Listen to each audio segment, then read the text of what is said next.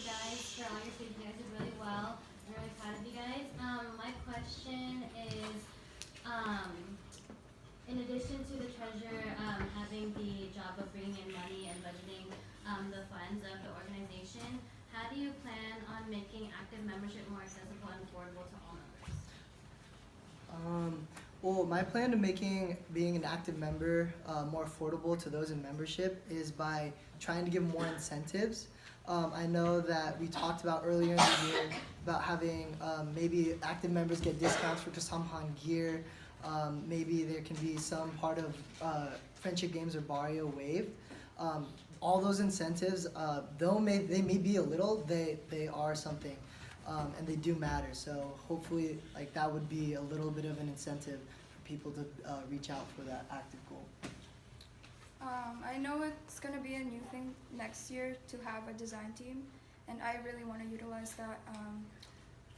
Okay, so I want to utilize the other members of eBoard, not just like working independently as treasurer to bring in money in this org, but I feel like we can use other members for me to work with. To also build transparency between board and membership. So my plan is to use design team, it's one of my plans, but to use design team to bring in members who are interested in sharing their art, to showcase their like talents, and then maybe use that to bridge fundraising committee with members so that they could, for example, sell whatever work they are willing to sell, and then use that to incentivize members to help with the financing of Kasamhan. So for me, I definitely think that incentivizing is important. I know like some of the sororities and fraternities, they use tier systems, which means that if you're in tier 1, you pay a lower price than tier 2, etc. I would also like to like include something kind of like a rewards program where if you are part of tier 1, you might be able to get like that discounted rate and maybe like a first look at merchandise. Something that will make it more enticing to pay those dues and get that discounted rate. I definitely think that there are more other perks that can be formulated throughout the year and as like we work as a treasurer in collaboration with the rest of eBoard, but incentives are definitely important. I agree with that. Can I? In addition to that, I want the fundraising or the finance committee and the fundraising committee to be open to all membership, not just as one, so that membership can be engaged with board more. That could be, whether that would be like members volunteering to help fundraise, like for example boba fundraisers, so that it's not just eBoard interacting with each other, but other members are aware of what is going on behind the scenes with financing. Yeah, so, do you have another one? Yeah, you can. Okay, so I know Cassie had a question.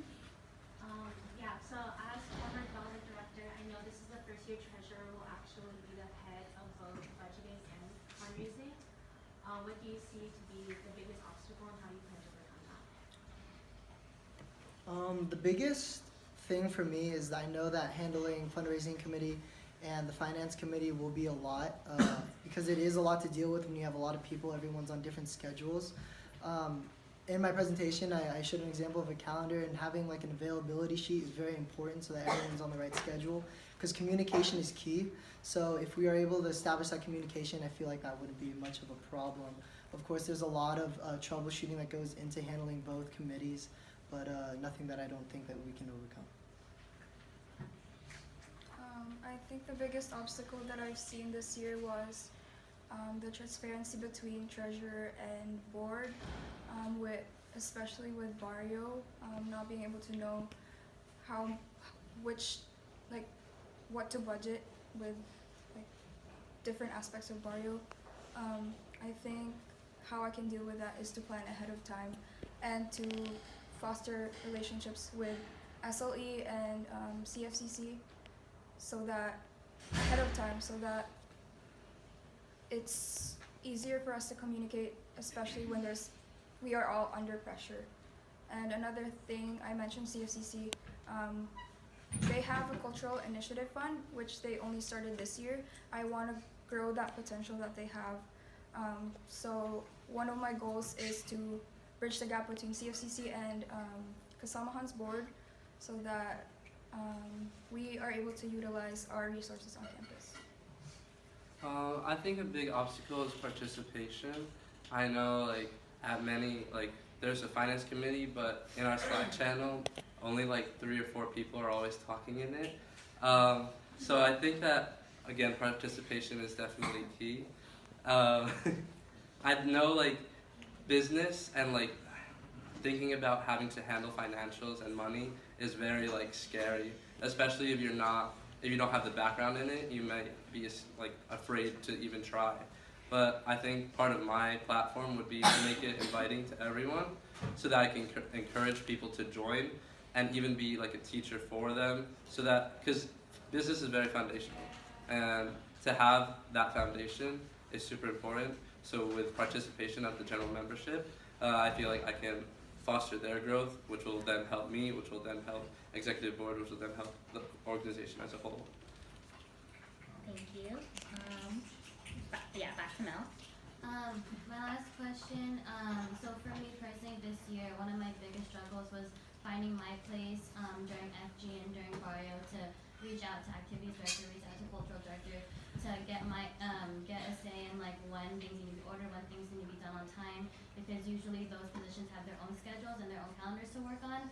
And one thing I struggled with was getting myself inserted into those schedules, so that I am more aware of the deadlines and the things that need to be done in a timely manner. So how do you individually plan on working with activities director and cultural director to make those events run more smoothly? Well, when I'm faced with a problem, I like to face it strategically and ahead of time. So I think establishing a communication within, let's say like one of us are chosen as treasurer, to take the time during the summer to plan those out with the given activities or cultural director. Also very important to know the understanding of that everyone might not be available during the same time. Scheduling specific dates to go over when certain funds and props or things need to be met. So in that way, everything can move at a timely manner and be very efficient. For me, I think it's definitely important to say what you have to say when you need to say it. And if we're in the position and we know like 2 weeks ahead, like we need to order this by this date, that date needs to be said when you find out that date. I don't want anything to be like blown away in the wind. I don't want anything to be forgotten, and especially I don't want anything to be last minute. Because I know it happened a couple times where right before Barrio, like people were scrapping to get stuff for props and other things like that, and then there was a lot of stress on the treasurer. So I definitely would focus on time management, so that it's not like a mountain or like an avalanche that's dropped on you all at once. I had a similar answer with Ethan. I think one of my strengths is to plan ahead of time, but at the same time, there should be more than that. I think communication is not just between treasurer and e-board members, as I said before. So I want to utilize my committee by delegating tasks to them, so that I'm not just juggling like all the aspects of treasurer with or by myself. So I could assign tasks like little by little, and then make sure that I am overseeing everything, so that I can cover everything, and then I could use them as a bridge to communicate with other members of e-board, such as cultural director or activities director, so it's not just between me and them. I motion for 5 more minutes for treasurer. Second. I know Danielle has a question. So this is from Janessa and I, or me and Janessa. So this is kind of tagging on to Mel's question. So say you coordinate yourselves with all the necessary people to make these events happen, to make these purchases.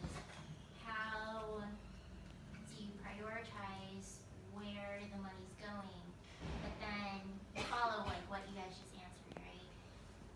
then they don't follow protocol. They go against everything that you guys have established, like they bought something behind your back and you didn't like that. So what kind of steps you go to resolve that problem? Because it's not just going to be within e-board, it's going to be maybe someone's membership on the prop committee bought something without you knowing.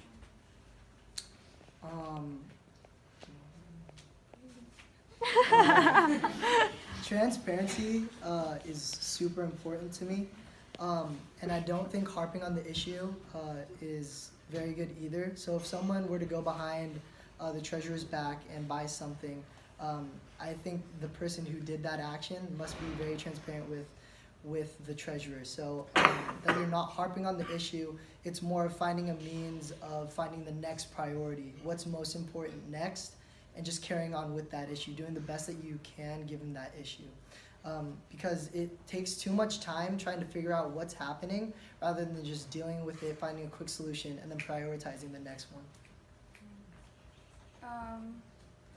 Obviously, transparency is the most important key in being able to communicate with others, but in the event that people go past that and we are not transparent with each other, I think it's important to acknowledge that we should have accountability, not just between e-board members, but also the members. So in the event that they go behind my back, I would go out of my way to like confront them, but in a professional manner, and then deal with it by communicating with e-board and also utilizing the advisors so that they also know what is going on. To go along with that, from what I understand, the treasurer has like the responsibility of holding the P card, the purchase card. So I definitely wouldn't not be the type of person to be free will it, like just hand it out. Like if someone comes up to me and they're like, oh, like I need to go buy this, like I'm not just gonna be like, oh, here you go, like go do it. But then to go along with that, with the people that would like try and buy things behind my back, if they're using their own money, they would obviously want a reimbursement. So if that's the case and they bought like $50 of things that they wanted to use for Samaha, but then they bought like $120 and they want a $170 reimbursement, that would be quite difficult to actually do because $120 was not our money, or it was not supposed to be theirs. So I definitely would just try, I don't want to say transparent again because it's been said like a million times, but I definitely would try and make sure that there's no like disconnect between people, especially between people or like the treasurer and e-board and the treasurer and the general membership. Oh, that's time. So that's it from our